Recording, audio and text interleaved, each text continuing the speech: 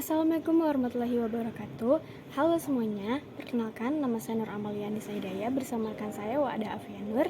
Kami dari Prodi Pendidikan Bahasa Inggris semester 2 akan membawakan materi Bahasa Indonesia yang berjudul Penulisan Karangan, hasil diskusi kelompok kami. Karangan adalah suatu karya tulis hasil dari kegiatan seseorang untuk mengungkapkan gagasan dan menyampaikannya melalui bahasa tulis kepada pembaca untuk dipahami. 5 jenis karangan yang umum dijumpai dalam keseharian adalah narasi, deskripsi, eksposisi, argumentasi, dan persuasi. Sebenarnya mengarang tidak hanya dan tidak harus tertulis seperti halnya berkomunikasi. Kegiatan mengarang yang juga menggunakan bahasa sebagai mediumnya dapat berlangsung secara lisan ya teman-teman. Seseorang yang berbicara misalnya dalam sebuah diskusi atau berpidato secara serta-merta.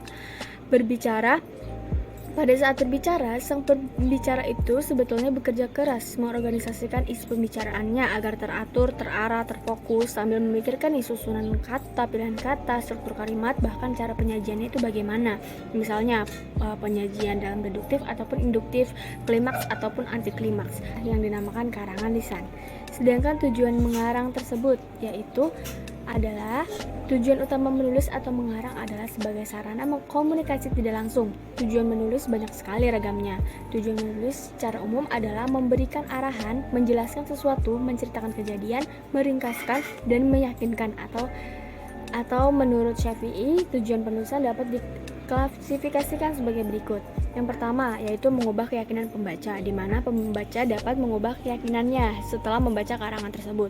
Yang kedua, menanamkan pemahaman sesuatu terhadap pembaca. Jadi, adanya karangan ini, kita dapat menanamkan pemahaman kepada pembaca atas apa yang ingin kita sampaikan kepada pembaca.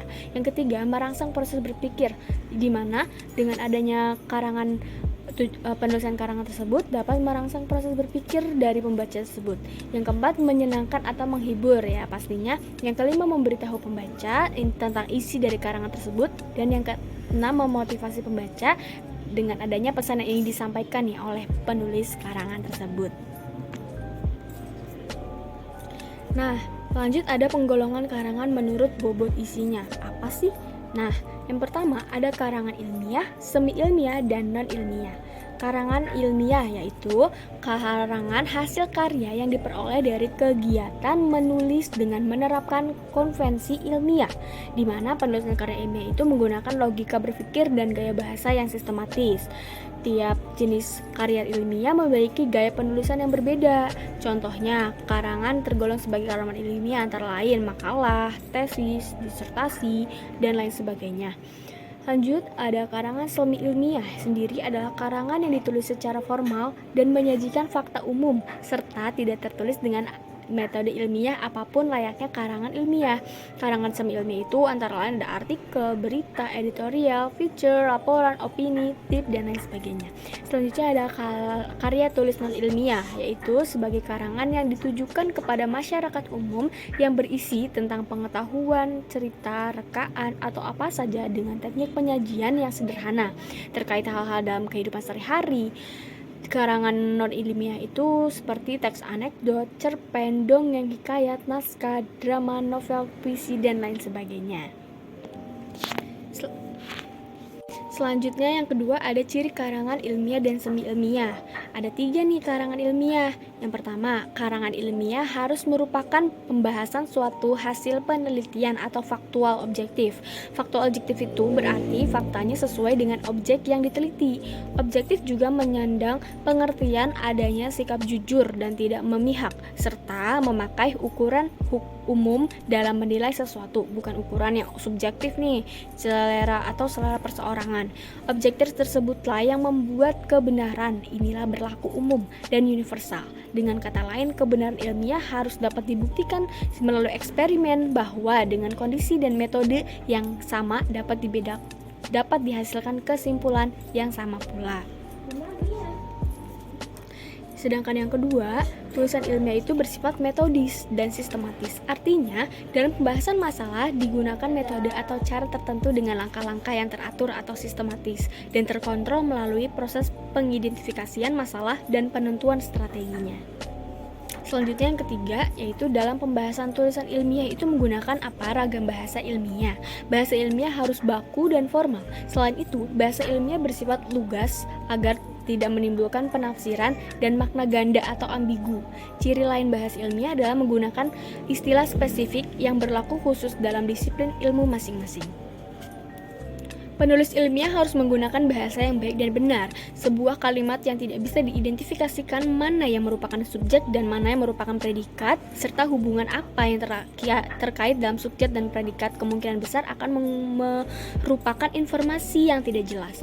Tata bahasa merupakan ekspresi dari logika berpikir, tata bahasa yang tidak cermat merupakan logika yang tidak cermat pula. Oleh karena itu, langkah pertama dalam menulis karangan ilmiah yang baik adalah menggunakan tata bahasa yang benar.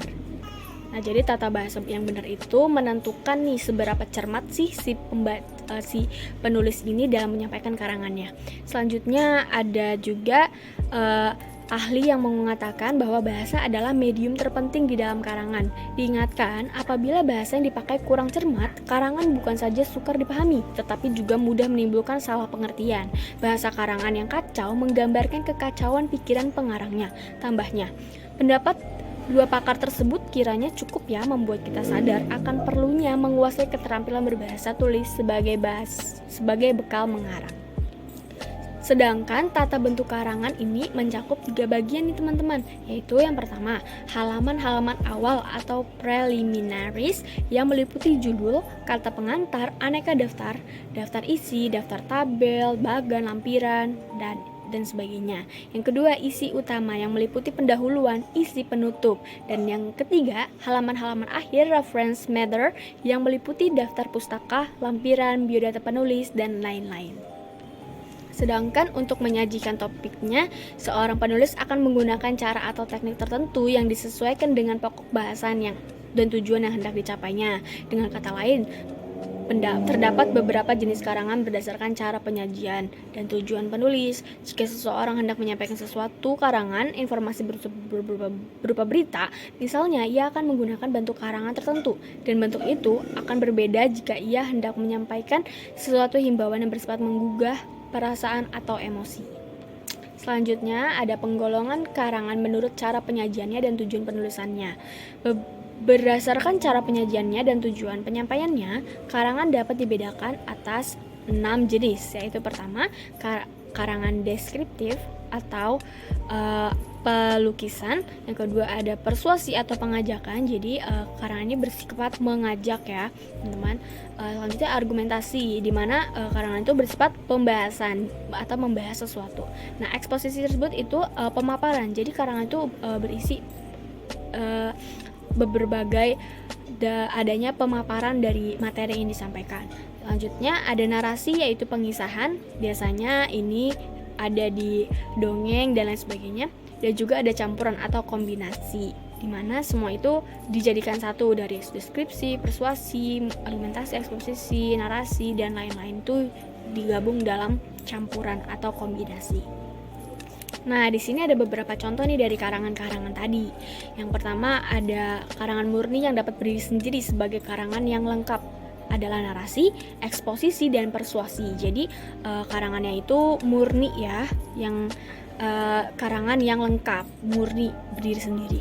Lanjut ada karangan deskripsi dan argumentasi, sering dipakai untuk melengkapi atau menjadi bagian dari karangan lain. Contoh narasi yang berdiri sendiri nih adalah hikayat atau kisah. Contoh karangan yang eksposisi yang berdiri sendiri sangat banyak jumlahnya, berita-berita atau surat kabar atau contoh eksposisi. Adapun contoh karangan persuasi yang utuh adalah iklan atau lembar promosi lainnya seperti pamflet, brosur, dan advertorial, itu yang termasuk persuasi. Untuk simpulan sementara dari karangan-karangan tersebut, yaitu ada tipe jenis karangan yang narasi, eksposisi, dan persuasi yang sering ditemukan sebagai karangan yang utuh berdiri sendiri. Dua jenis yang lain ada deskripsi dan argumentasi, jarang tampil sebagai karangan yang utuh.